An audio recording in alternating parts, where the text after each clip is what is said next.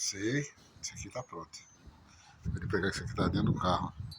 Tava no isqueiro ali, no cinzeiro. Tá rolando há dias ali, guardar. Aí, tem que esperar o Erlando voltar.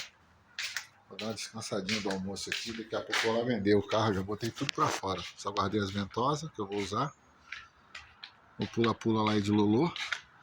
Vou botar o pneu ali pra passar no borracheiro. Tem 2 pneus pra consertar. Olha o carro como é que tá. É, doido, é? Aí isso aí você cresce o olho, o carro tá carregado, mas em cima mesmo não tem 120 reais. Não tem 150 quilos aí. Tem umas coisinhas de valor ali dentro ali. Cobre, metal, alumínio. Deve dar, eu vou rezar para dar uns 200. Dar uns 200 é a inteira diária de hoje. Dar uma descansada ali. Daqui a pouco eu vou carregar o celular também. Chama. Vida boa aqui em casa tem os gatos, ó.